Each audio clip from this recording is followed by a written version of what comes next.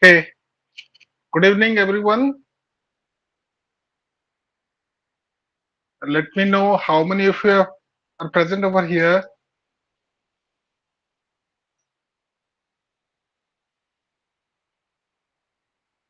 Am I audible to you? Good morning, sir. Sorry, good evening, sir. Good evening, good evening. How many of you are present here? Sir, me, Riti Roy from NC Autonomous College, Rajkot Town. Okay, one. Any other student from any other side? Only one student. You can continue. Okay, thank you. Uh, Today, the topic of our discussion is non-fictional prose. In fact, sometimes uh, students feel bored when they start learning something more about prose. But this is uh, something which can be say, dealt with in a very simplest form. Sometimes we assume that prose doesn't have the same literary merit as a poem or a drama or a novel. But here, when we shall discuss the great thinkers, writers like your Vivekananda, Sri Aurobindo, Mahatma Gandhi, even autobiographies of Pandit Jawaharlal Nehru and Neeraj Singh Chaudhary, even some of the travelogues by Bikram Seth and Amitabh Ghosh, we will certainly feel elated as this will give some new hints to the non-fictional prose writings. As you know, Indian English or Indian English literature for that matter began as a kind of byproduct of the Indo-British encounter. When the Britishers came to our country, they settled their colonies in India, and we, the people of India, encountered with them, talked with them on different matters, be it trade, commerce, education. So a new kind of literature evolved, which is known as Indian English literature. So, in other words, you can say Indian English literature began as a kind of byproduct of the Indo-British encounter, and the Indians first started learning English for the purpose of trade and commerce, and for that matter, different kinds of prose writings, letters, and speeches were the first to be published during those days. So here, the first Indian author of English, known as Din Mahomet, the first Indian author in English, published his memoirs, and the name of the memoir is The Travels of Din Mahomet. The Travels of Din Mahomet, and this was published way back in 1794. We have, as I said right now, there have been outstanding Indian, say, thinkers, politicians, writers, and orators. And one among them is your Vivekananda, and the other is Bal Gangadhar Tilak, and the third one is Srinivasa Sastri. And these Indians have published biographies, they have published autobiographies and travelogues, in addition to certain scholarly writings, particularly in various fields of knowledge. Even many of the contemporary novelists and poets have written a good number of prose pieces. It's not that those who are poets they cannot write prose pieces. Those who are prose writers cannot write poetries or poems. So even in the contemporary times, many novelists and even poets have written a good number of prose. But the achievements in poetry and fiction have drawn attention away from the non-fictional prose writings. So today, our focus will be on the non-fictional prose. So in that sense, we can say the first, the first writer is Din Mahomet, who was born in 1759 and passed away in 1851 into a very small family, claiming traditions of service to the Mughal Empire. After the death of Din Muhammad, after the death of his father, at the age of 11, Din Muhammad joined the East India Company's Bengal Army as a camp follower. And over the next 15 years, he joined the army at the age of 11. Over the next 15 years, they traveled all over the Gangetic Plain from Delhi to Dhaka. Din Muhammad became a market master and then a subaltern officer. And thereafter, we can come to know about some of his great writings. As you know, the first one is the Travels of Din Muhammad, who is uh, and at that time when this book was written, the Travels of Din Muhammad was written, and it was perhaps the only account by an Indian uh, who wrote about the life with the East India Company.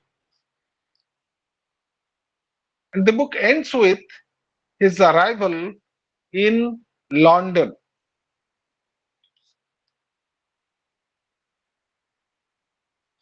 Um, the first Indian, as I said, who wrote in English is Din Muhammad, and the name of the book is Travels of Din, way back in 1794. Um, it was a book of about 38 letters. First letter, the beginning is his birth and children, and he claims that he is descended from the Nawabs of Murshidabad, and he describes the places he passed through. He describes various aspects of life in India, and always he focuses on the country and the people of our country. He also described, Din Muhammad also described the Mohammedan ceremony, the caste system, the customs of the time. And secondly, we will come across another great thinker, Raja Rammohn Rai, who was born in 1772 and passed away in 1833. He played an important role in spreading he played an important role in spreading English language in India. His first essay, Raja Rammohn Roy's first essay, known as A Defense of Hindu Theism, the first essay written by Raja Rammohn Roy, was A Defense of Hindu Theism. It was published way back in 1817. Was a kind of revolution in English literature. As you know, Raja Rammohn Roy mastered many languages like Sanskrit, Persian, Arabic, English, besides Bengali. As you know, he was a Bengali. Besides Bengali, he has mastered so many languages. You can call him a linguist. Um, when you talk about the prose style of Raja Ramon Rai, it was very lucid, but used to touch the the common readers. When you talk about Bankim Chandra Chatterjee, who was born in 1838, later on, with the passage of time, he also started writing several essays in English with the growth of English education. And at the same time, a number of Indian writers took to writing books in English. They are all the contemporaries of Bankim Chandra Chatterjee. One is your Ramesh Chandra Datta, who wrote two volumes of history. Ramesh Chandra Datta wrote two volumes of history, and at the same time, he also wrote a travelogue, 3 years in, quote unquote, the first literary history. When you talk about Swami Vivekananda, who was originally known as Narendranath, founded the Ramakrishna Mission, and he was known popularly for his speech at Chicago way back in 1893. We will see the language that he used in his speech was simply astonishing. Though he delivered a speech way back in 1893, it was something different from, this is a kind of history. And similarly, when you talk about Rabindranath Tagore, the Nobel laureate for Gitanjali, of course, it's a book of poems. He is the brightest star in the Bengali literature, but at the same time, he has immense contributions to prose writing too. His book, called The Childhood Reminiscences, are among his early works. Childhood Reminiscences, quote unquote. Childhood Reminiscences, written by Rabindranath Tagore, was one of the earliest works, and his writings The writings of Tagore were more like some lecture. It was in the form of series of lectures. And in 1913, his first prose work in English, based on the series of lectures, was published. And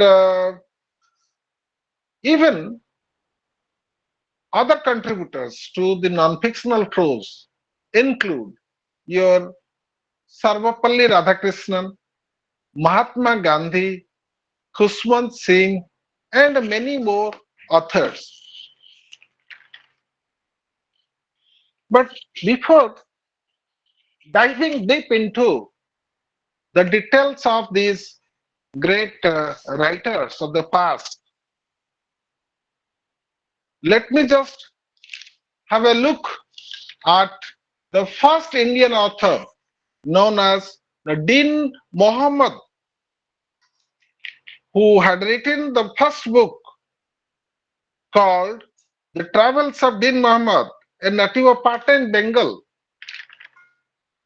It was the first ever book written, published by an Indian in English. And this is a memoir. As you know, memoir is a popular genre, in particularly in non-fictional prose. And the book was written more than 2 centuries ago, just when the Mughal Empire was fading away and the British was taking over. You can call it a byproduct of the transitional phase. And then Muhammad describes, as you know, the various aspects of life in India, always laying stress on the beauty of the country and the nobility of its people.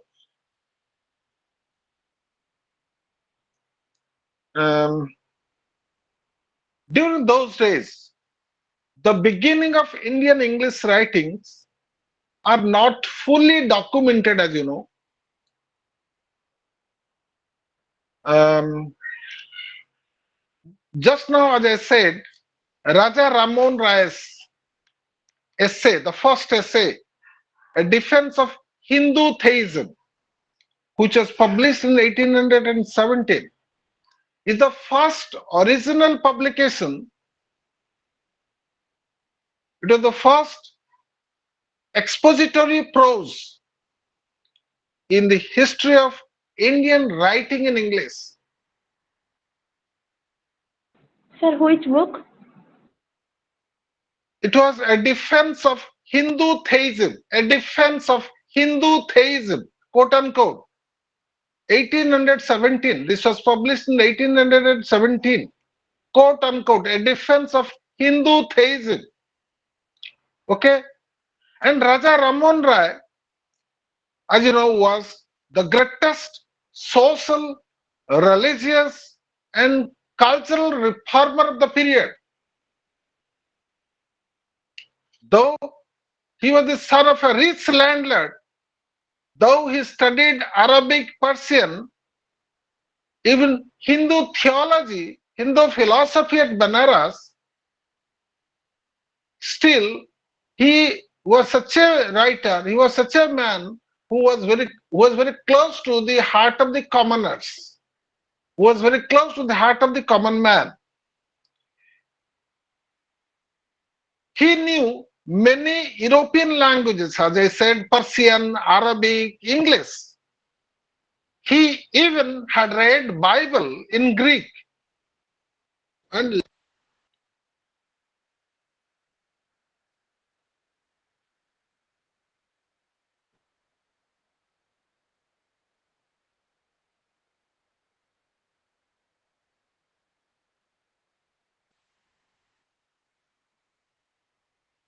okay, sorry, I got a call. That is why I had to say.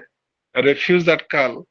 So it was he, Raja Ramon Rai, who fought for the women's rights and lead a movement against sati. It was he, Raja Ramon Rai, who led a movement against sati daha pratha. And his articles about practice of burning widows alive. What was the practice during those days? If a husband dies, normally his wife used to be thrown to the pyre of her husband. He used to be thrown to the funeral pyre of the husband. That was the practice to which Raja Ramon Rai vehemently opposed. So he, as you know, he had fought for the cause of the woman's right. He had fought for the woman's right, and he was the first person to lead a movement against sati. And his articles about practice of burning widows alive. This is an article, and is addressed to Lord William Bentinck, right? Another article. His address to Lord William Bentinck. This is another article, and that article was published in 1830. These two articles played a very big role in framing legislation to ban this cruel custom. What is the cruel custom? What is the cruel custom? Sati Daha Pratha, Sati Daha system. So he wanted to modernize India. He realized the importance of knowing English. And he was, as you know, one of the founders of Hindu College, right, which was published in 1817. So similarly, other Bengali writers have made an outstanding contribution to early prose writings. And one such name is Bankim Chandra Chatterjee. He, he has equally made uh, great contributions to early prose writings. Sometimes Bankim Chandra Chatterjee, not sometimes, we accept Bankim Chandra Chatterjee as the father of Bengal or the Bengali novel. He was the author of Rajmohan's Wife. Rajmohan's Wife is a novel which was published in 1864, and it was perhaps the first novel in English written by Bankim Chandra Chatterjee. And what is the name of the novel? Rajmore wife. Rajmohan's Wife. When was it published? 1864. It was published in 1864. And Bankim Chandra Chatterjee also wrote several essays in English. And with the growth of English education, with the growth of English education in India, a large number of Indians started writing scholarly articles, started writing great books, right? And another great such author is known as Ramesh Chandra Datta. Just now I talked something about Ramesh Chandra Datta. He was a member of Indian Civil Service. He was a member of Indian Civil Service, and he is remembered. Ramesh Chandra Datta is remembered for his verse translations of the Ramayana, the Mahabharata, etc. So you can call him a great translator. First translation of the Ramayana and the Mahabharata. This was his contribution. Similarly, He wrote novels in Bengali, and two such novels he translated into English. He wrote two novels in Bengali, and two such novels were translated in English. The first one is The Lake of Palms, The Lake of Palms, Palms, quote unquote, and the second is The Slave Girl of Agra, The Slave Girl of Agra. Particularly, his non-fiction prose works are equally distinguished. His most famous book being the two volumes, The Economic History of India, The Economic History of India, right? And he was the first person to write literary history, the literature of the Bengal, the literature of Bengal. It was published way back in 1879. So, three Bengalis, you can say, who distinguished themselves in the field of religion, poetry, and national awakening were the masters of prose too.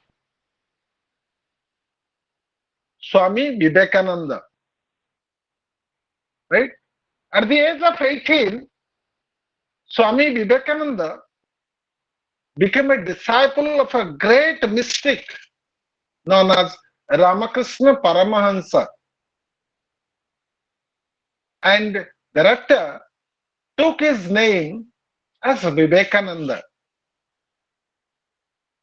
After Sri Ramakrishna's death in 1885, he founded the Ramakrishna Mission, an order of monks devoted to social reform. As you know, his speech at the Parliament of Religions in Chicago brought him international name and fame. He became very famous all over the globe for his speech at the Parliament of Religions at Chicago in 1893. His complete works, a book, his complete works, the first volume of which appeared in 1907. And that book consists primarily of speeches and lectures. So wherever he used to go, he used to give speeches. Wherever he used to move, he used to deliver lectures, speeches. And all these lectures and speeches were compiled and were published in a book form in 1907. Particularly, he spoke of the spiritual uniqueness of India, how India is different so far as the spirituality is concerned. How is it different from other countries, and how its people are different from the people of the other part of the globe. He spoke the spiritual uniqueness of India and the greatness of Hinduism. Sometimes the language he used to, the way he used to deliver his speech are filled with, so to say, idioms. And it was so fresh. It is difficult to believe that he spoke 100 years ago. Even today, this appears to be simply unbelievable that someone who had delivered speeches, lectures 100 years ago and that was the language of Vivekananda. Particularly, he used very simple diction and short sentences. He never used jargons.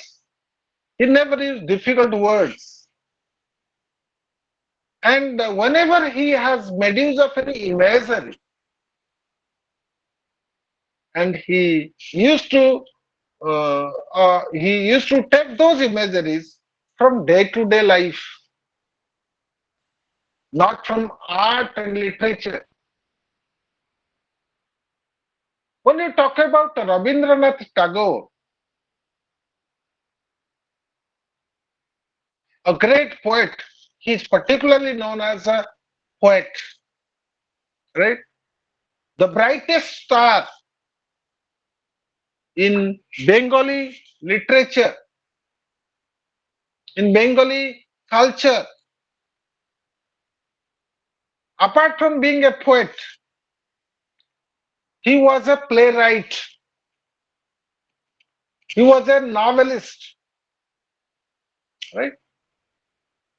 But it was poetry who gave him a great name, who brought fame for him, who won Nobel Prize in Literature in 1913 for his book called the Gitanjali.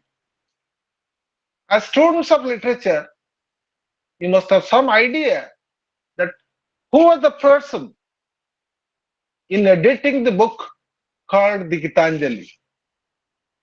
It was W.B. Yeats, the Irish poet, who had edited Tagore's book of poem called the Gitanjali before it got Nobel Prize in Literature.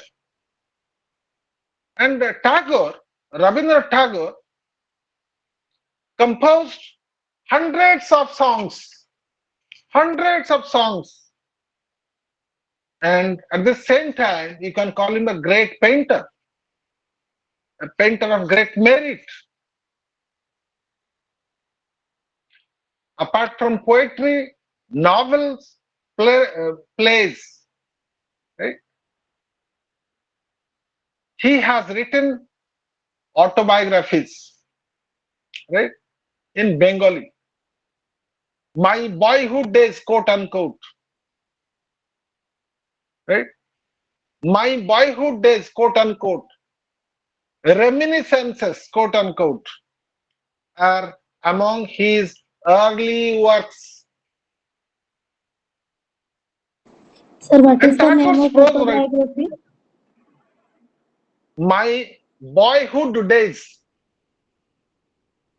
Another work is Reminiscences, Reminiscences. Reminiscences means recollection of the past days, remembering the past days. Okay? Reminiscences, Reminiscences, reminiscences, quote unquote, one book. The other is My Boyhood Days. So these are the autobiographical works which he had written during his younger days. When you come to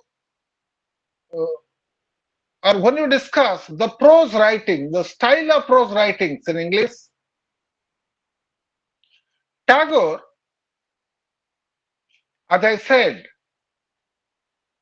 um, was primarily had delivered a series of lectures in different occasions and different places. And all those lectures, all those, say, talks were compiled and were published. Even some of the letters that he had written to Mahatma Gandhi were compiled in a book form. One such book is known as the great sentinel, the great sentinel, quote unquote. This is a book which, I mean, this is a book uh, on a series of talks, a series of letters that Tagore had written to Mahatma Gandhi. And this is uh, considered to be a great composition of the time. And this talks about the, I mean, it was a period of political turmoil because India uh, had not gained its freedom, its independence. India was subjugated by the Britishers. So it was a period of political turmoil. It was a period of political upheaval, and different level of discussions, talks used to be held with the different people like Tagore, your Mahatma Gandhi. Even Tagore used to write letters, and all these things used to be compiled in a book form. And one such book later on was published, namely The Great Sentinel. And this book upholds the values of humanism in the midst of political disturbances, in the midst of political turmoil. Another book known as Sadhana, Sadhana, Sadhana, published in 1913, this same year, in which Gitanjali got Nobel Prize for Literature, right? Sadhana, Sadhana. Another prose work in English was published. It is also based on a series of lectures he had delivered on Indian philosophy at Harvard University. So all these lectures that he had delivered on Indian philosophy at Harvard University were compiled together, and that came out in the form of a book known as Sadhana in 1913. Of the many collections of lectures that he had, right? Nationalism, nationalism is the most relevant today. Nationalism, quote unquote. And in his books, in his series of lectures, in his letters, we find one thing which makes him different from others. I mean, Tagore makes a distinction between society and the nation. He makes a clear cut distinction between society and a nation. And in his in his fluent prose, which has an almost a great poetic power, as you can say, Tagore denounces, Tagore criticizes the economic imperialism of the Western nations.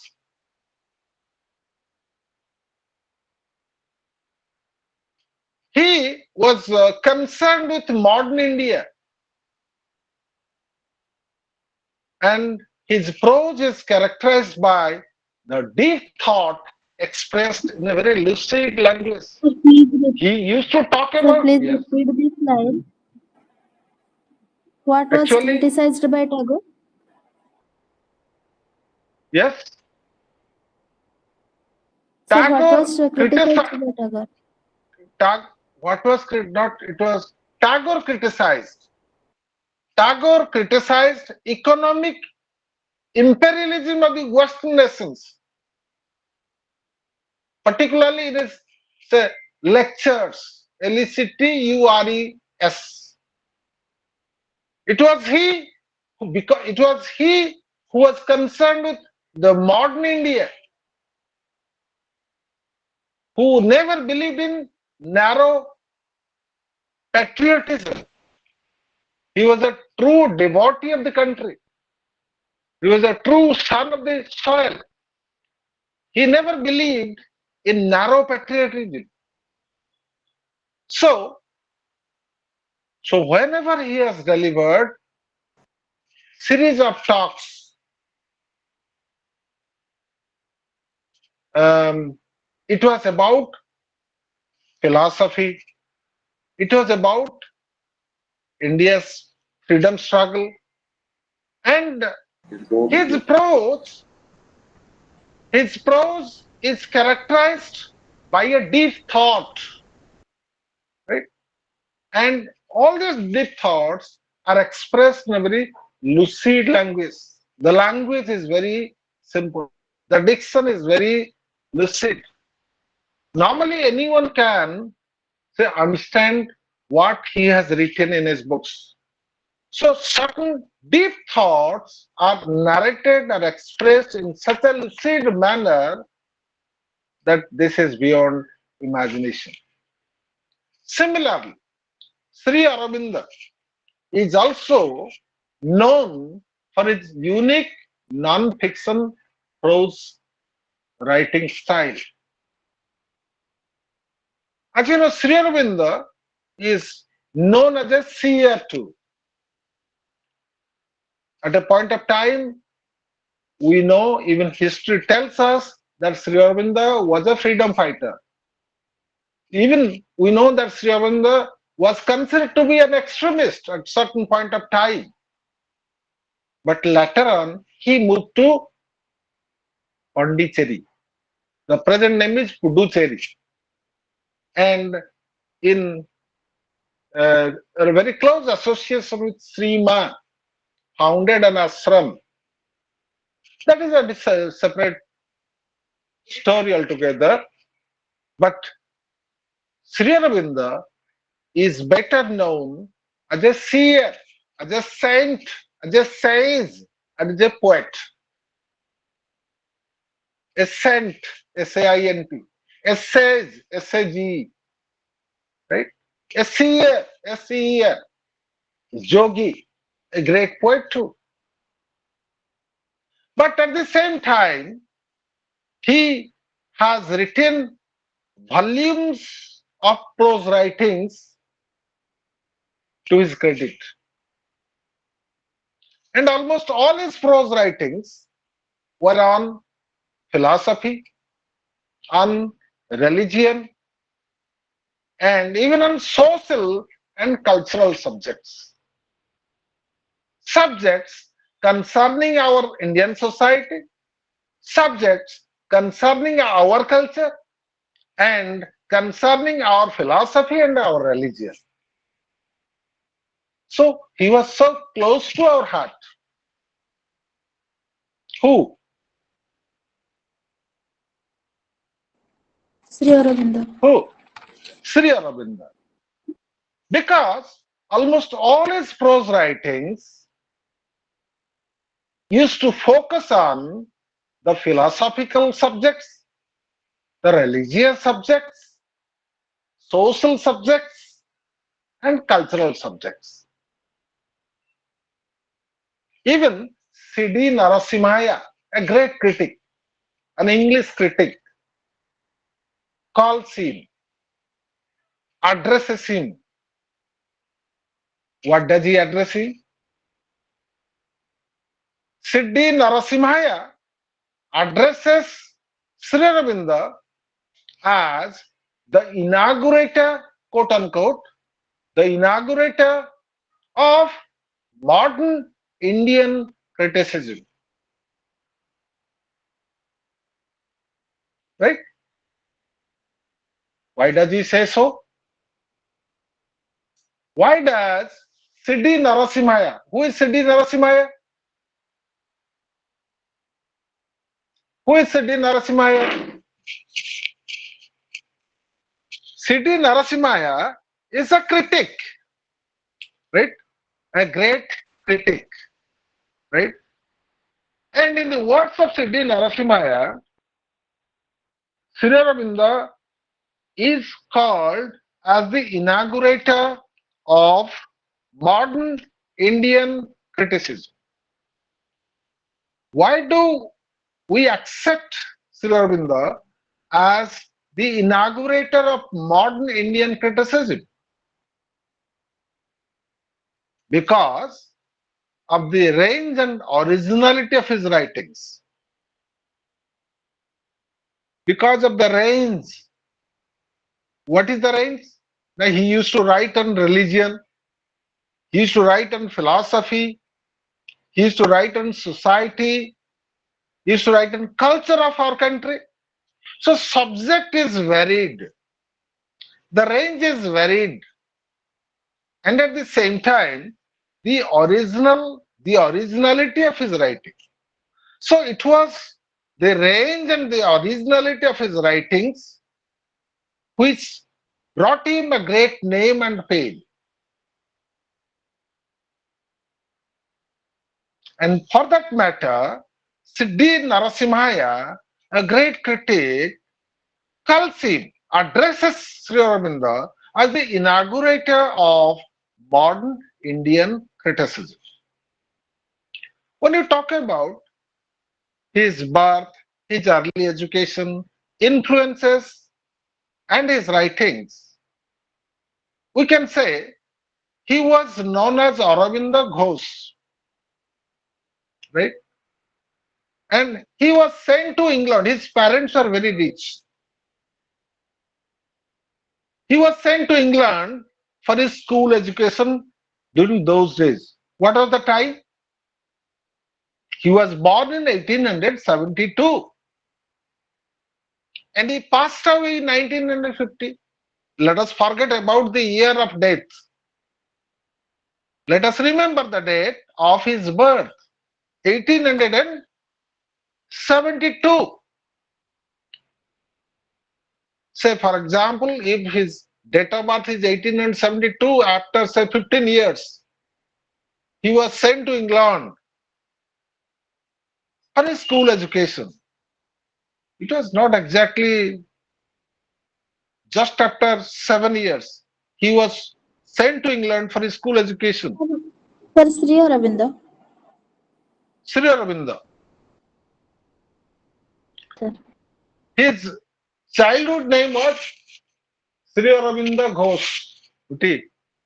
এসিটা বন্ধ করে দাও, এসিটা বন্ধ করে দাও। Sorry, sorry.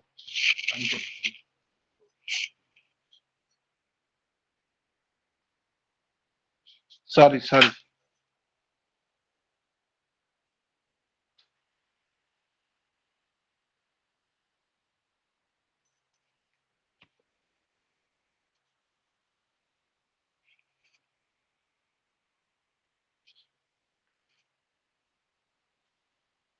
Okay.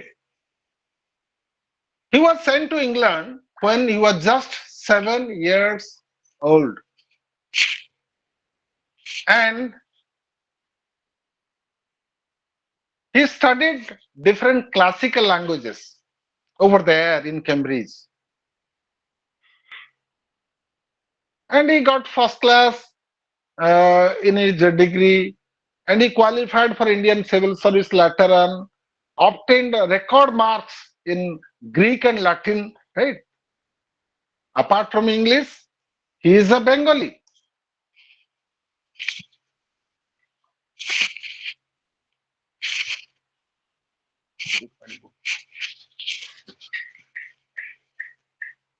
He is a Bengali. He studied his education, he completed his education in England. became graduated from Cambridge University, and he also had mastered in the language called Greek and Latin. He also learned French, German, Italian, and Spanish. When he came back to India in 1893, he was born in 1872. When he came back to India in 1893 and started teaching in a college in Baroda, it was for a period of short time, right? And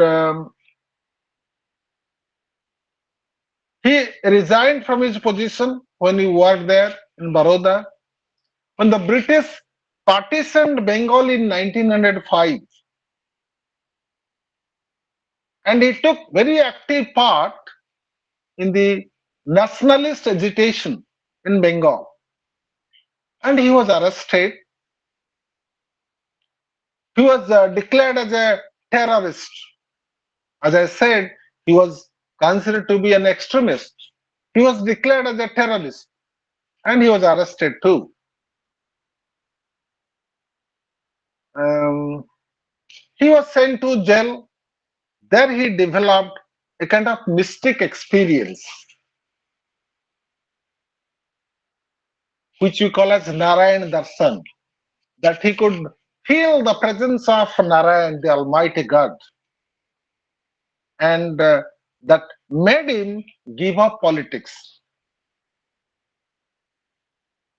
And he settled down at the French enclave of Pondicherry, as I said just before, with Srima, right?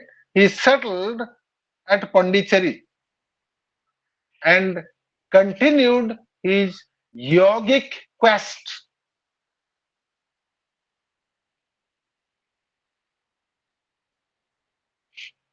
Uh, he was joined by a French woman whom we accept as Srima, but Srima's original name was Mira Richard, who is in India accepted as mother. And during this time, he developed a kind of um, a spiritual quest in himself. Um, and it was mother, it was Srima who recognized him, who recognized Sri Aurobindo as the guru she was searching for. And in perhaps in 1926, he had a great spiritual experience, the descent of new consciousness, the supramental power. That is, that is a new spiritual experience he had, Sri Aurobindo had, and he retired to seclusion. Do you follow me or not?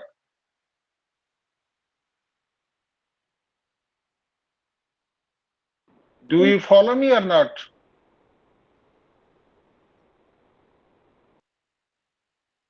Yes, sir. Okay. He retired to seclusion, he became a sannyas, right? And continued at the same time, continued his literary work. That is the point of discussion. That Sri Aurobindo, an Indian, a Bengali, born to rich parents, was sent to England for higher studies, for his school education, completed his higher education in England, studied a number of foreign languages, mastered a number of foreign languages, right? And when Bengal was partitioned, he joined the nationalist agitation movement. Thereafter, he was sent to Alipur jail, and there he developed a kind of what you can say a great spiritual experience. What is that spiritual experience? You can say the attainment of godhood. That people, even with Indians, many people in India accept him, not only in India, even outside, accept him as an incarnation of God. That was the greatest experience he had. That was the descent of a new consciousness. So, in order to do that, he retired into seclusion. But at the same time, he developed, he continued, he pursued his literary work.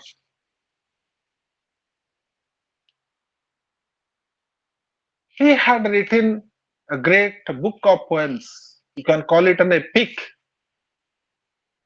You can call it an epic known as Savitri. In fact, I am a devotee of Srima Sri Aurobindo. This is a candid confession. If you go through the lines of Savitri, it is simply very difficult to understand.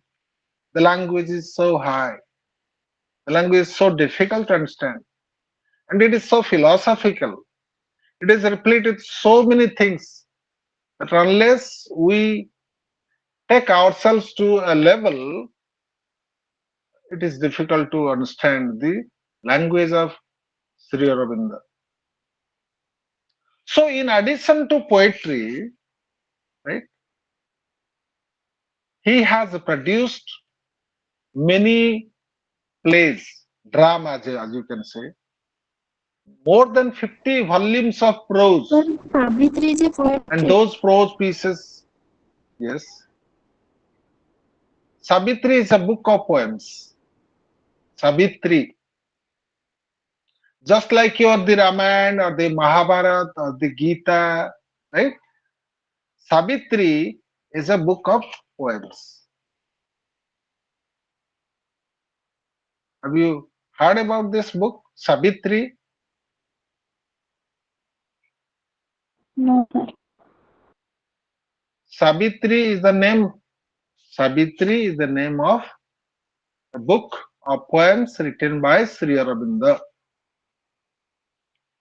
Almost each line is, so to say, filled with the morals, the philosophy,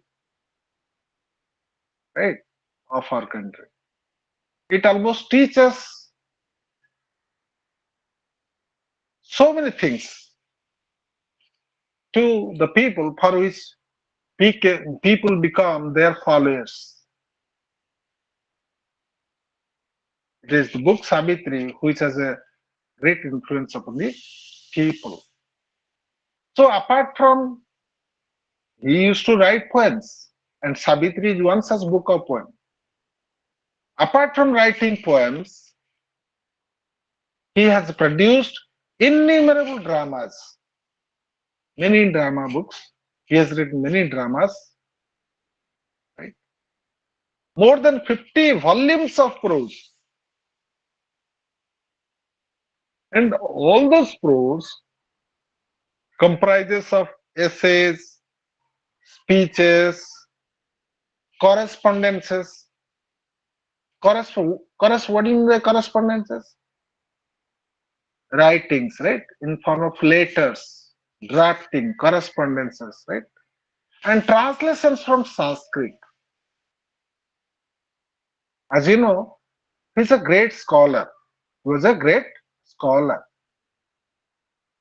Even I told just now that he had learnt French language, German language, Italian language, Spanish language, right?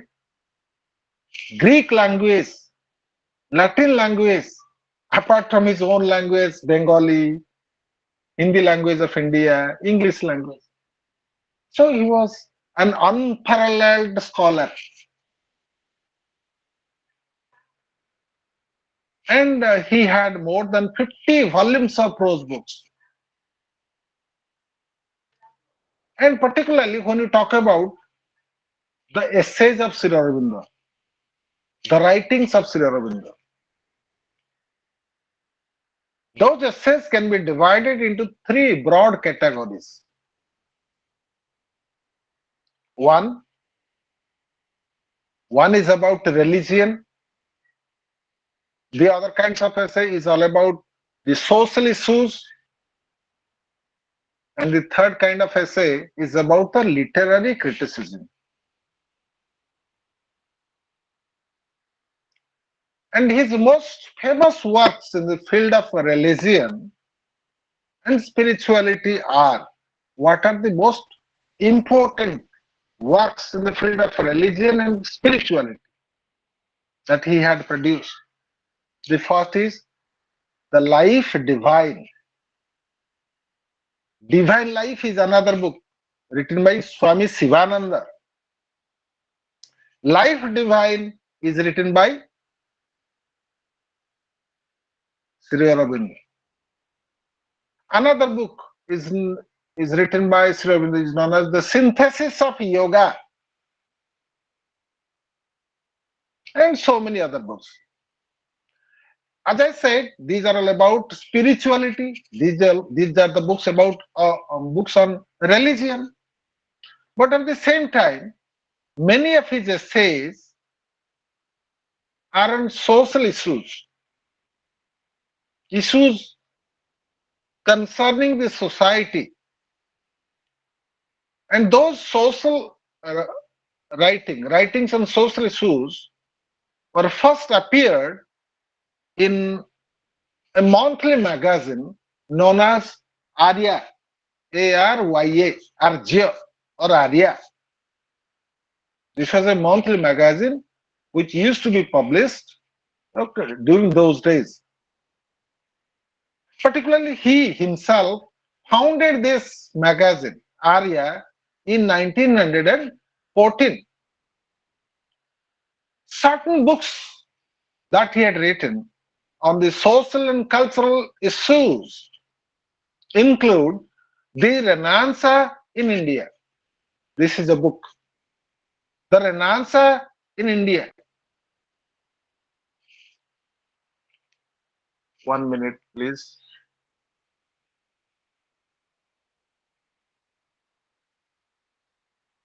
The Renaissance in India. It was published in 1920. And the Foundations of Indian Culture, another book about the society, about the cultural issues. And the third type of essay is about, as I said, is about literary criticism.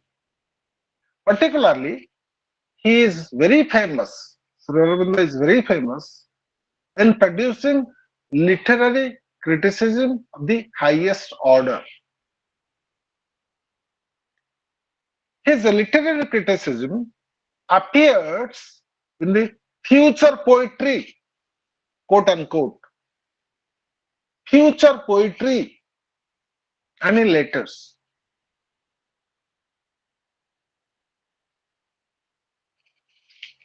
Um, Similarly, we have other writers of Indian origin, two other writers who have made important contributions to Indian literary criticism. One is Anand Kumaraswamy, whom we will discuss here. Anand Kumaraswamy. And the other is Hiriyana, Hiryanna. He is the author of book called Art Experience, and that book was published in 1954.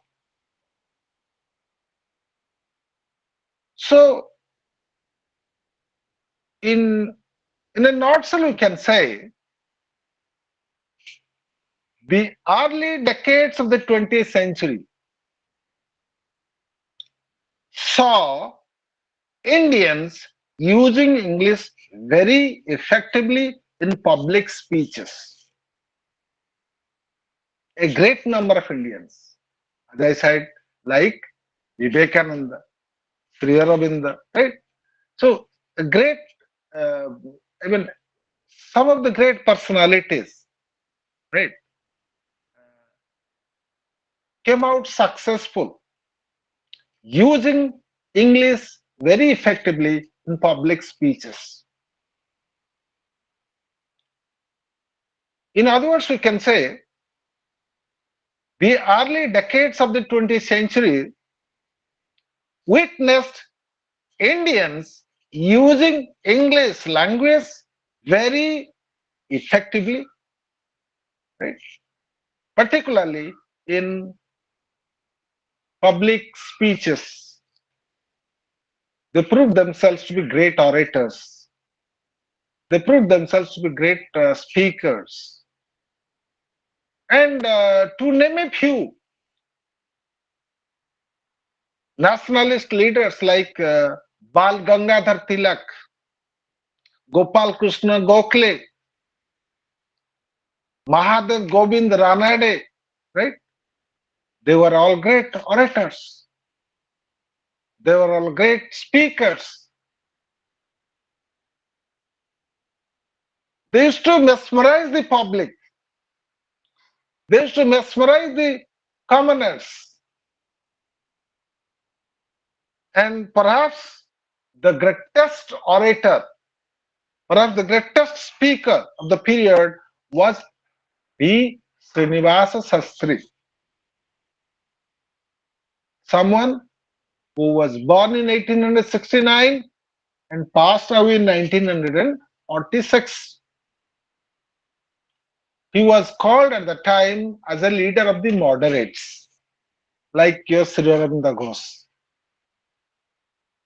He was accepted as a moderate leader.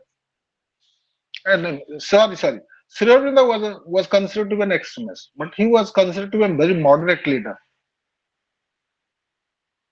And sometimes he was known as the silver-tongued orator, right, of the empire. And he has, as you know, written a number of biographies, quote unquote, Life and Times of Firoz Shah Mehta. This was published in 1945, just 1 year before his death. The Life and Times of Firoz Shah Mehta, my master Gokhale, Gopal Krishna Gokhale. As I now said, talked about different nationalist leaders like your Bal Gangadhar Tilak, Gopal Krishna Gokhale, Mahadev Gobind Ranade. You have another great name who reverberates in our name, in our ears, whose name reverberates in our ears, and she is known none other than Sarojini Naidu. She is a she's a poet. She's a very well-known poet, but at the same time, she has shown her talent. She has established herself as a prose writer too.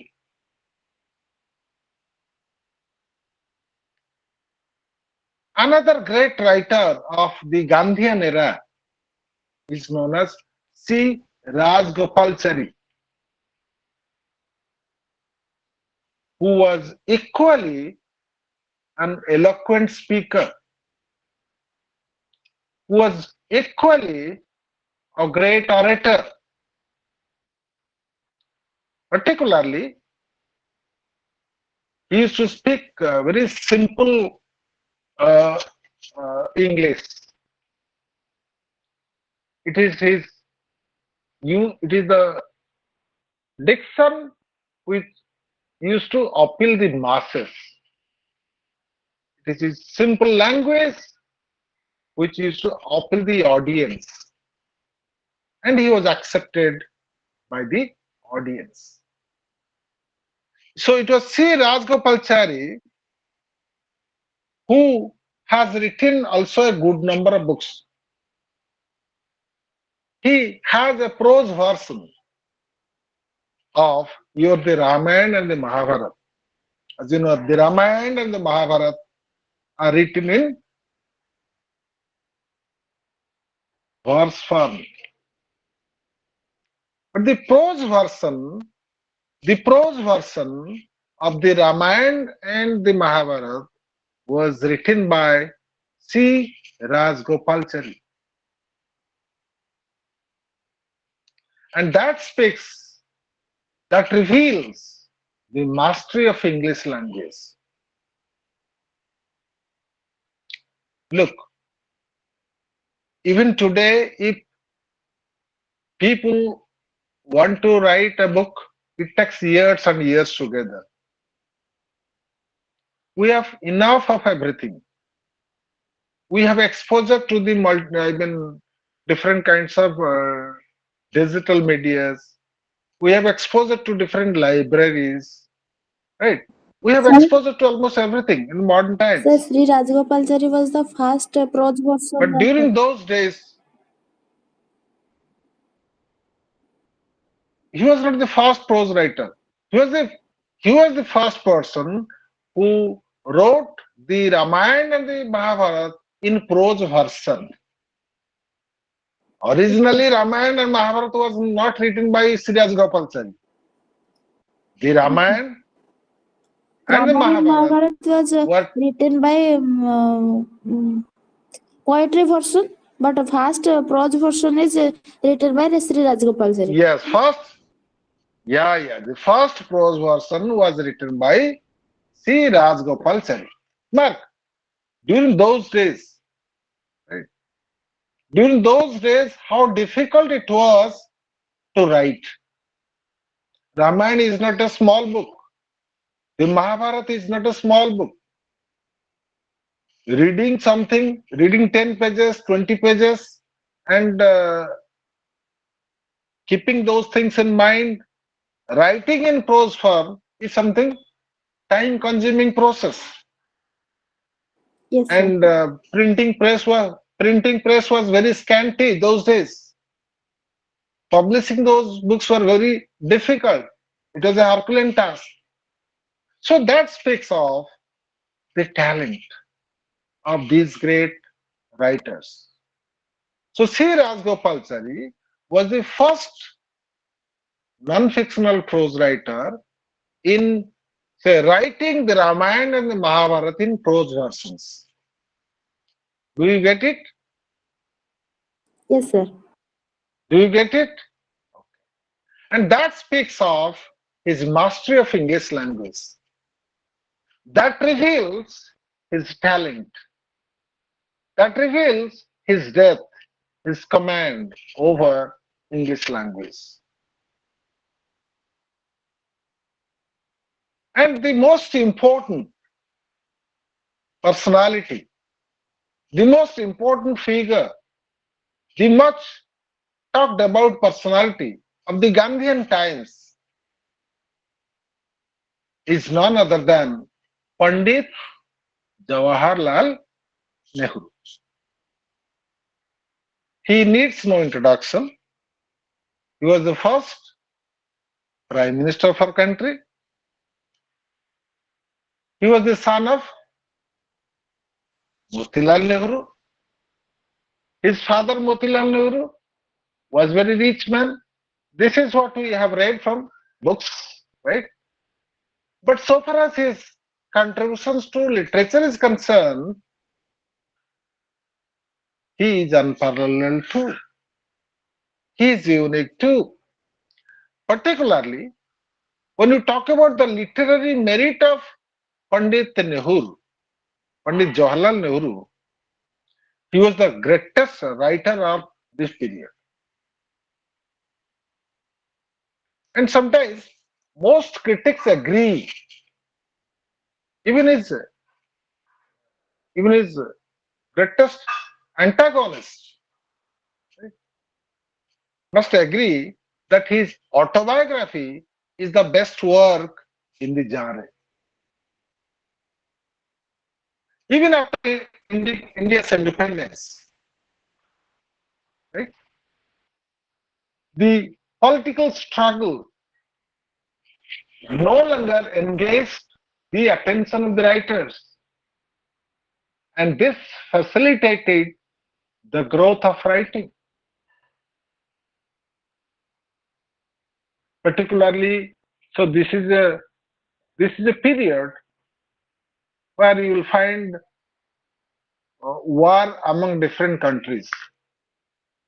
In the past, in the few Sir, uh, what is the name of autobiography of Pandit Jawaharlal in the Nehru? past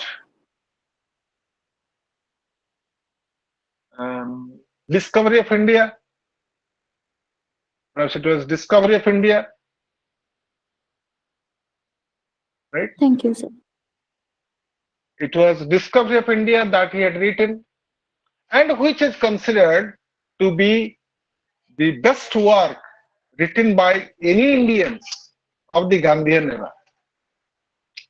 It's not that um, today biographies are not written by any author.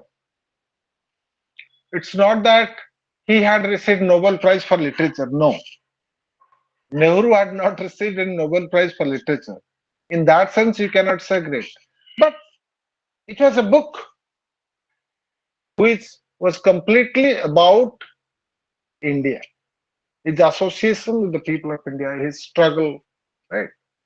And particularly after India's independence, when the political struggle no more engaged the attention of the writers, this facilitated the growth of writing.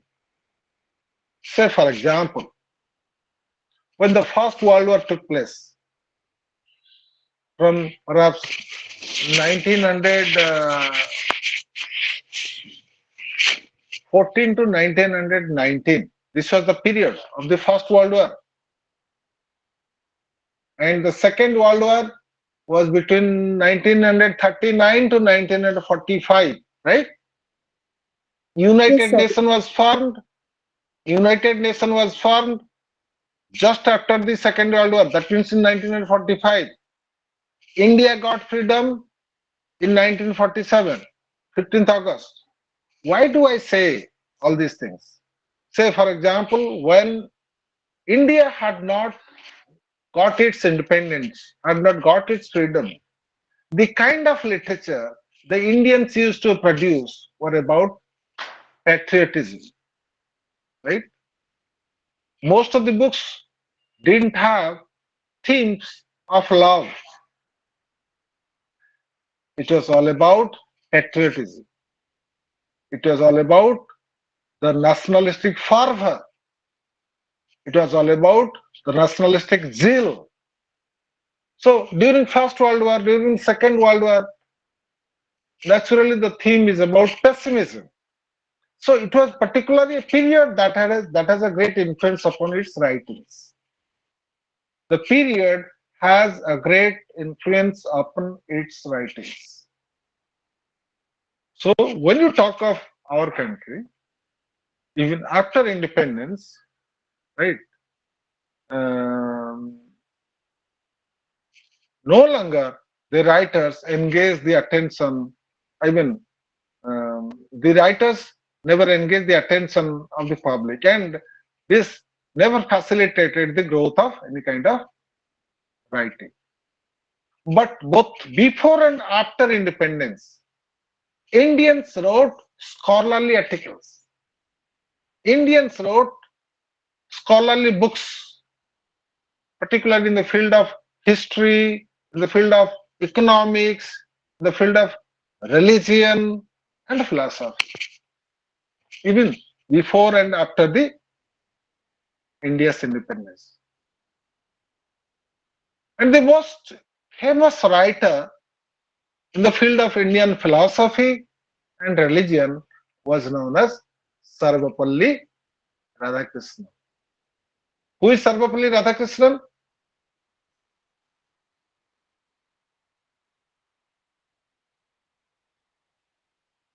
The first vice president of our country, the second president of our country, and a great teacher. First Vice President of India. First vice president of India, the second president of India, Jahankar's birthday was on 5th September.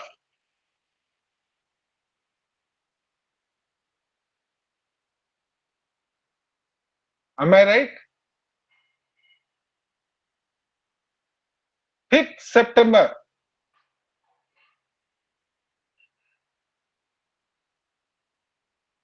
A great teacher. Teacher's Day. We accept we accept his birthday as a Teachers Day. Teacher's Day. As Teachers the Day. Teacher's Day. Right. Do you remember now? Who is he? Radhakrishnan. Sarvapalli Radhakrishnan. And most of his books, right, center around Indian philosophy and religion. He was such a great writer on Indian philosophy and religion. For some time, you can say he taught philosophy at the leading universities in our country,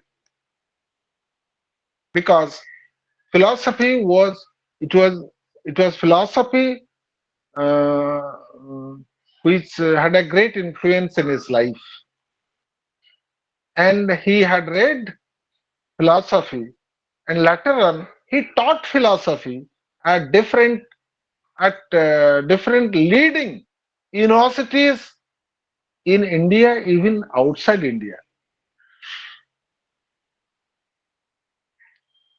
So as I said, he was the first vice president, the second president of India, and later on, but he is always remembered as a great teacher because he has served as professors in many universities, both in India and outside India. Apart from being a politician, he was a prolific writer. He was a great writer whose works include first Indian philosophy. Teachers of teachers or professors of philosophy refer to his book. Without the reference to the books of your Pandit Sarvapalli Radhakrishnan, teaching is considered to be incomplete. So his works include Indian philosophy, and this book was published in two volumes. First time it was published in 1923, and secondly it was published in 1927.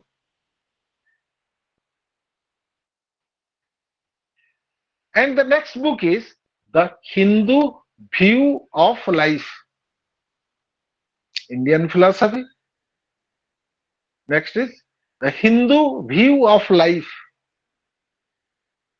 was published in 1926.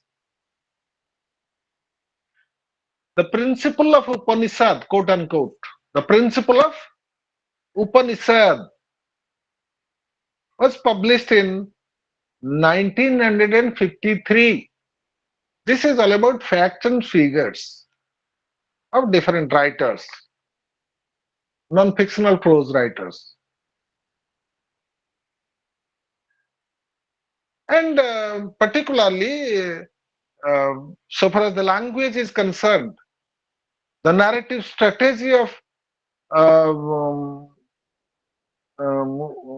narrative strategy of Sarvapalli Radhakrishnan is concerned, it is very lucidly described. Any commoner, any beginner can understand what is there in the Hindu view of life, the Indian philosophy, the principle of Upanishad. But hardly do we ever try to read these books because we are concerned with our only designated syllabus, curriculum, that we don't have time to read any other books. Similarly, Khushwant Singh,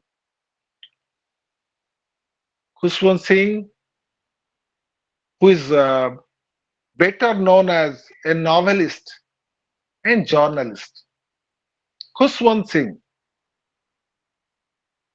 who is better known as a novelist and journalist, has the credit of writing standard scholarly works. He is more known as a novelist. He is more known as a journalist than anything else.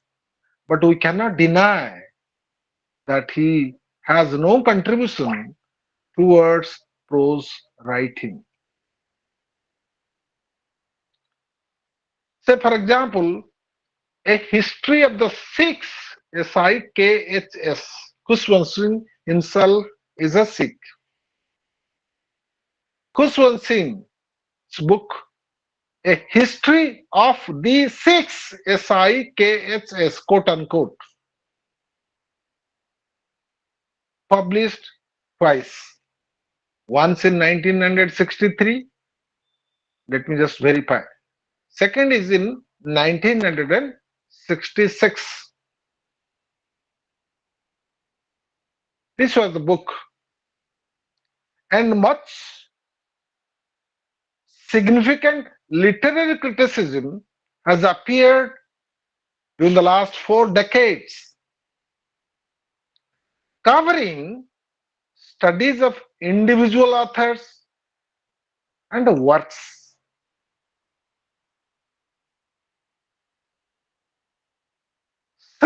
Similarly, another writer, or you can say critic, in the field of English literature, Indian English literature, is K.R. Srinivasa Iyengar. K.R. Srinivasa Iyengar, right? And two other critics, C.D. Narasimhaya, as I said before, and M.K. Naik, right? Even your Meenakshi Mukherjee, these are the great critics who have contributed a lot to the non-fictional K.R. prose Srinivas. writings. K.R. K.R. Srinivasa Iyengar.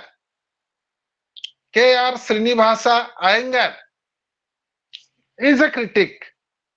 C.D. Narasimhaya, as I said before, is a critic. M.K. Naik is a critic. Meenakshi Mukherjee is a critic. And they have also great contributions to non-fictional prose writings. In, in a nutshell, you can say more than 30 books, right? More than 30 books of non-fictional prose appear almost every year in the field of Indian English literature. The question is, what do you mean by Indian English literature? Indian English literature.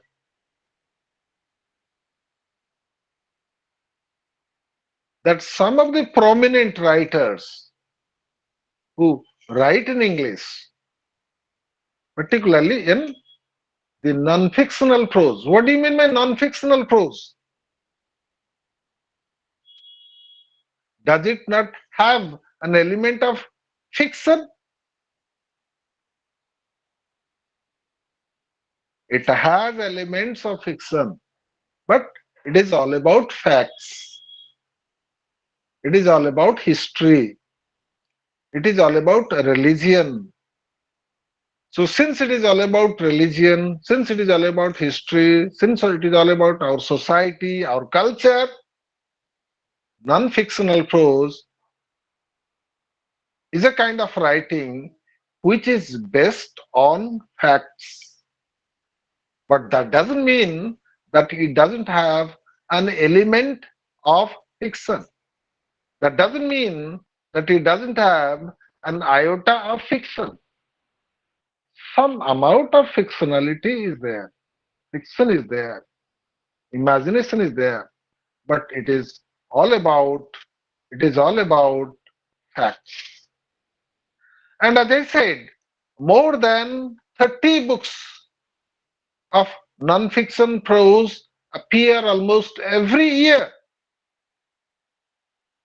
in the field of Indian English literature, and they include biographies, autobiographies, travelogues, historical and cultural studies. What do you mean by biography? What do you mean by autobiography? What do you mean by Own life. travelogues? Yes. The autobiography What do you is Own mean by the life. author. biography? The autobiography is the author write about his own life. It is written by his own, and biography is Okay. someone else, any other person who writes about the author, who writes about. The author doesn't write about What do you himself; mean he by writes what? about others' life. That is biography. Right. Okay. What do you mean by travelogue? What do you mean by travelogue? During T travel, R A V E L O G during U E. traveling, Travelogue. It is all about the history of different travels, right? To different places.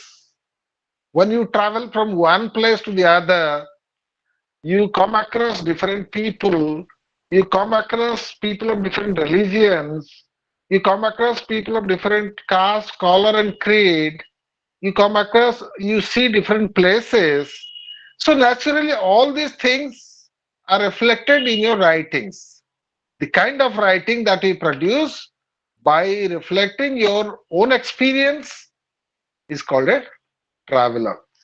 So, particularly, every year in our country, hundreds of books, hundreds of books are published in the field of, I mean, particularly in the field of producing biographies, autobiographies, travelogues, right? And even some of the writings focusing on cultural studies, some of the writings focusing on historical studies, right? Even some writers um, concentrate on literary criticism too. These are the things that we come across during these days. When you might have heard, you might have heard the name Nirad C. Chaudhary. Nirad C. Chaudhary is an Indian who is very popular, right? Who has written an autobiography known as, this comes in as a kind of general knowledge in different examinations. Who is the author of the autobiography of an unknown Indian? Who is the author of the autobiography of an unknown Indian? It's Nirad C. Chaudhary. Where was the book published? The book was published in 1951. Right? So listen, almost each line, each line of this book has more than 2 to 3 general knowledge questions and answers. So well designed, so well planned it has been by IGNOU that it you need not go for any other reference books. If you are preparing for NATE, if you are preparing for GATE, this is considered to be the best because it has so much of facts and figures. It is replete with so much of facts and figures that you need not follow any other book. Okay, let us not come to that. So, if you have heard the name of Sir, on Neeraj non-India. C. Chaudhary, that is the name of the autobiography written by Neeraj C. Chaudhary. So, it is Neeraj C. Chaudhary who has written books of all types. What are the types? He has written biography, autobiography, travelogue, literary criticism, historical studies, and cultural studies. He is such a great writer. And the autobiography of an unknown Indian. This is the name of the book. The autobiography of an unknown Indian is the most famous work written by Nirasi Chaudhary in 1951. Okay, another book, A Passage to England. A Passage to England is another book, was published in 1959, and this is a travelogue. A book which was published in 1959, but before that, he had the first hand information of traveling to England, and his own experiences have been, say, very adroitly, very well described in the book called A Passage to England. This is a very important book, and this comes in almost all the examinations as a general knowledge. A Passage to England is a travelogue. The autobiography of an unknown Indian is a is an autobiography, right? Okay. The Hand, Great Anarchy. This is a sequel to the autobiography of an unknown Indian. Just after the autobiography, he had written another book called The Hand, Great Anarch, which was published in 1987. When we were in school, we had heard the name of Neeraj Chaudhary. And his books on history, as I said, his books on culture, history, and religion include many books. The Continent of Sirs, The Continent of Sirs, published in 1966. The Intellectual in India, another book, published in 1967. Hinduism, A Religion to Live, published in 1979, and many more books, right? So, a writer of the post-independent era, Nirasi Chaudhary, right? And another writer of the post-independent era is known as Ved Mehta. Ved Mehta, author of almost 18 books author of almost 18 books, 1 8, of which just one called The Delinquent Chacha is a novel. And Delinquent Chacha was published in 1967. He is a byproduct of the post-independent India. Ved Mehta, a great name. He was actually born in Lahore way back in 1934, right? And he became blind at the age of 4. Look at the genius of this person, Ved Mehta. Ved Mehta, B-E-D, Ved Mehta, M-E-H-T-A.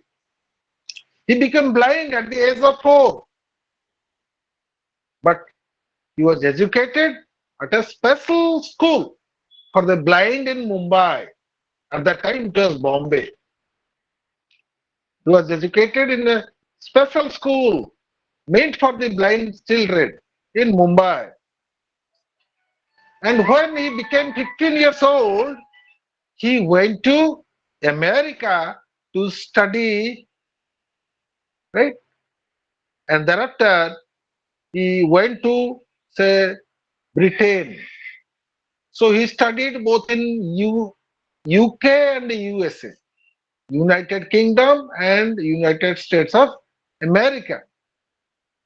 Obtained a BA degree from Oxford University, MA from Harvard University.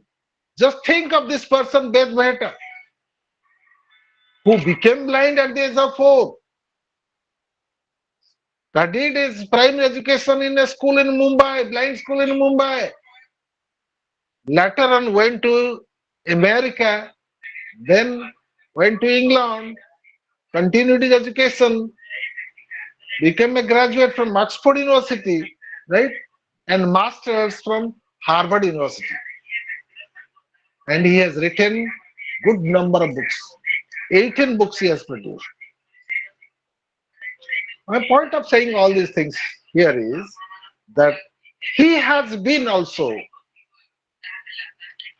a fellow, a visiting fellow at Oxford University for some time.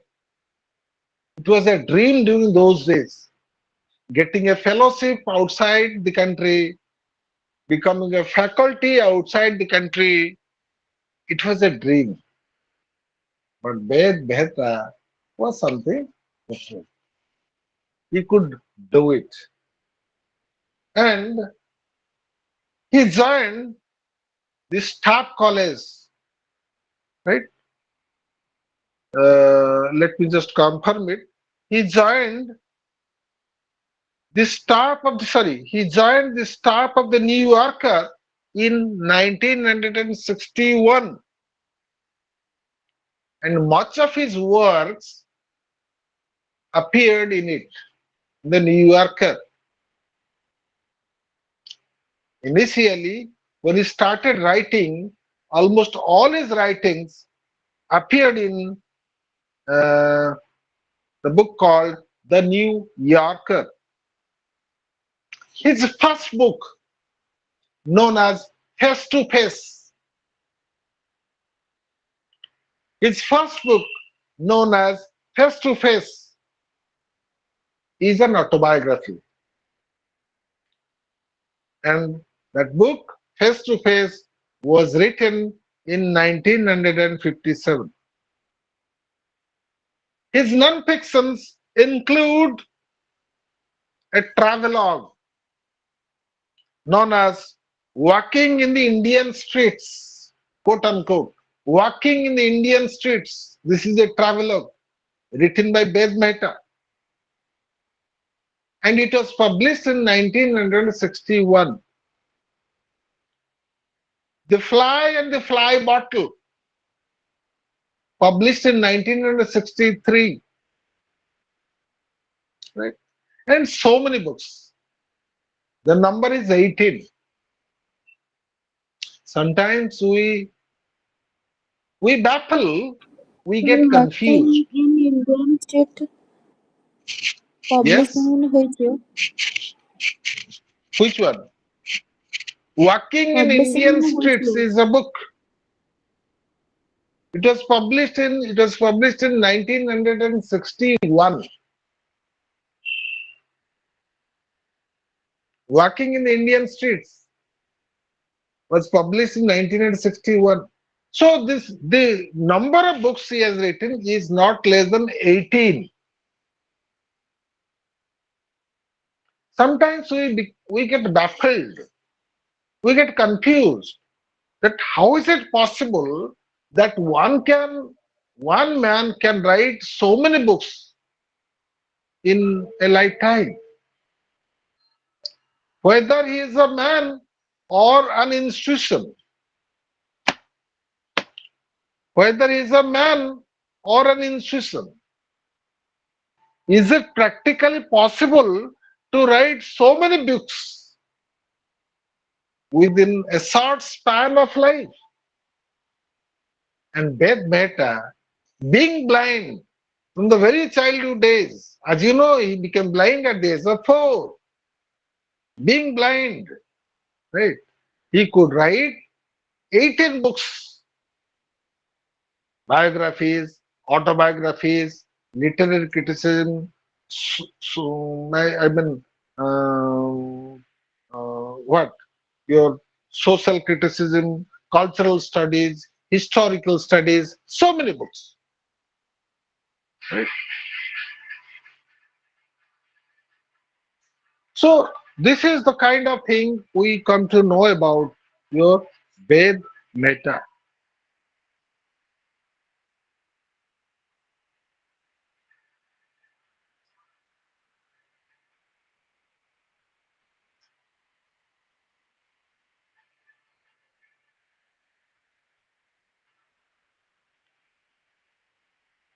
The next man who comes to our mind for discussion is Rajmohan Gandhi. The name, the surname itself, Gandhi, right, suggests that he, I mean, he must be the descendant of Mahatma Gandhi. It's true. This is true. Rajmohan Gandhi, who was born in 1935, and he is also equal in important prose writer. Rajmohan Gandhi is a great prose writer. He has written a biography on C. Rajgopalachari, right, who is the maternal grandfather of Rajmohan Gandhi.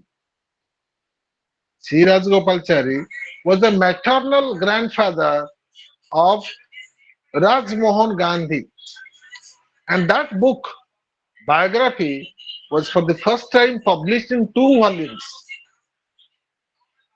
in 1978 and 1982. That was a book published by, written and published by your Rajmohan Gandhi. And it was about C. Rajgopalachari, happens to be the maternal grandfather of your Rajmohan Gandhi. He has also written um, a condensed version, a shortened form of Rajaji, a life. Rajgopal, C. Rajgopal, Rajaji, colon, a life. This is a condensed form, a shortened form of C. Rajgopalachari's biography.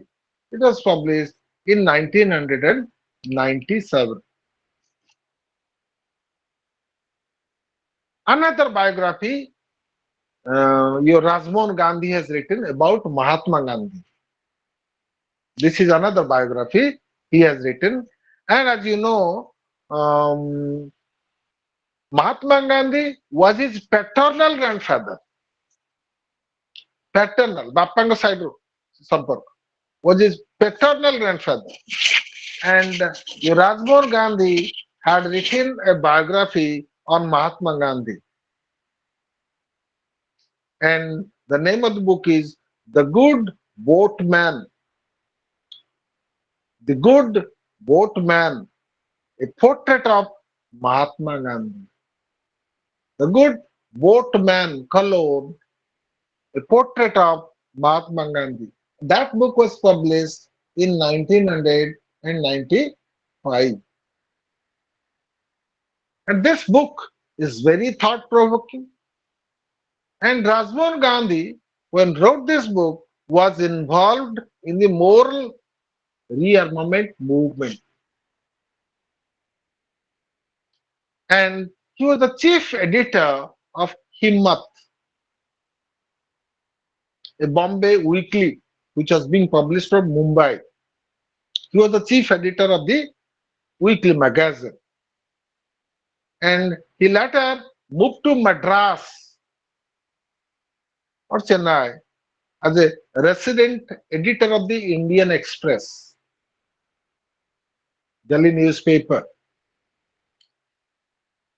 And in the last decade, particularly in the 90s, uh, he has started taking an interest in national politics. Even he contested for member of parliament, but he was failed. Rajmohan Gandhi. So he started taking interest in national politics too. And his study of the Hindu-Muslim relations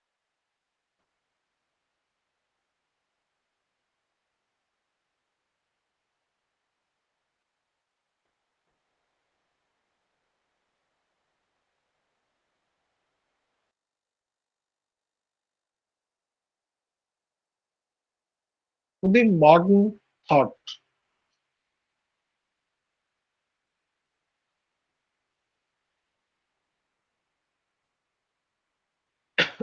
in the present day. I mean, towards the far end of the era, many leading novelists have written travelogues like your R.K. Narayan. Right? R.K. Narayan was considered to be a modern novelist, but at the same time, he has written travelogue known as the Emerald Route.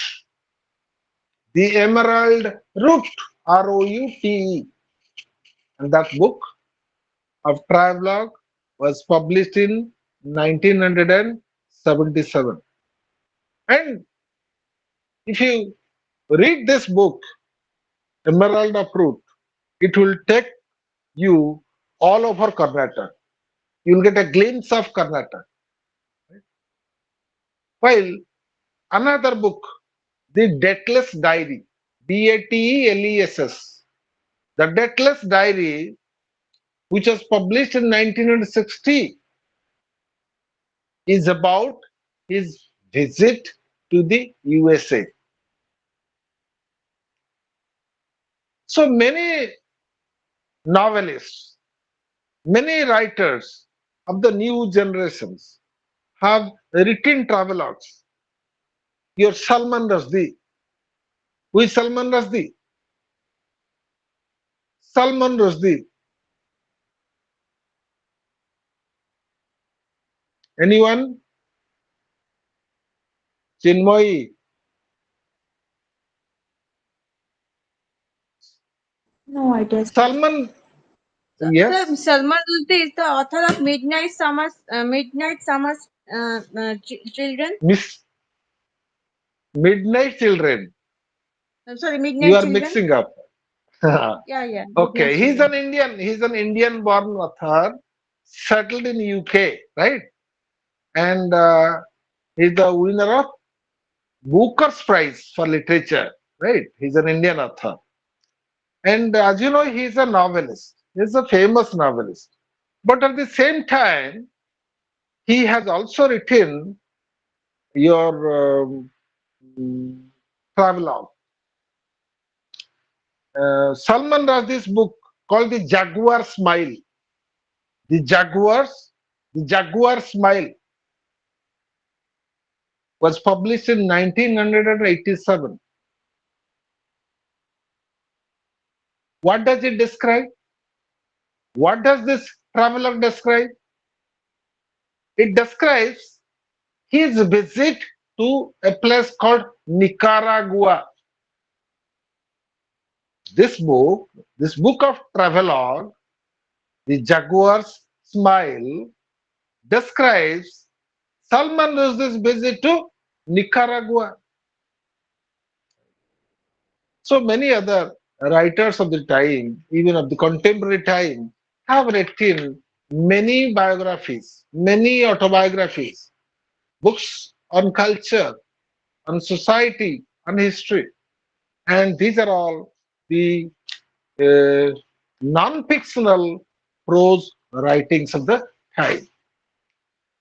Uh, so these non-fictional prose writings, right, has a long history of its own, has a long tradition of its own, and particularly we have tried in this unit. In this unit, we have tried to trace the earliest accounts of the non-fictional prose and surveyed almost all the fields by referring to various authorities on subjects and the even currently writing authors like Salman Rushdie.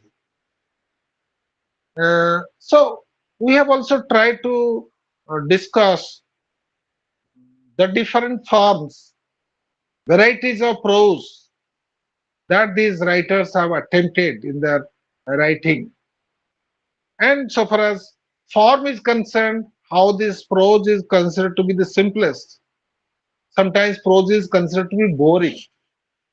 But I think today's class must have given you some sort of pleasure. It's not boring. Normally, when we read poem prose, when we try to listen the talk of a teacher or a professor, particularly on prose, it becomes boring.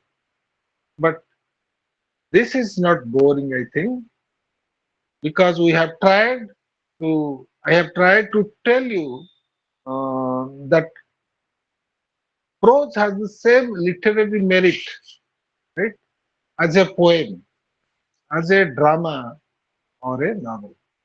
Thank you. Thank you, everyone, my dear students. Let us conclude over here the book Sir, called The Non. what Yes. we'll discuss in the next class?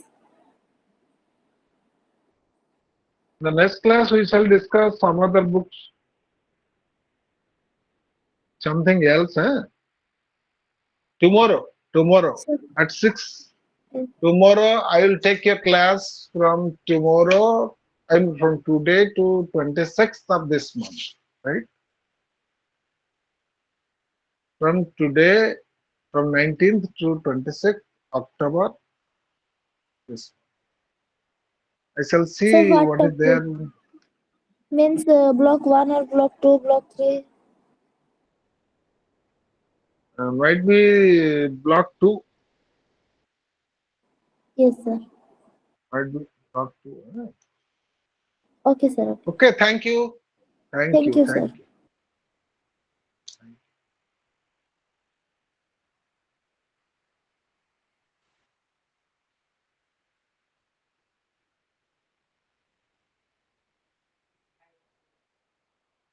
Hmm.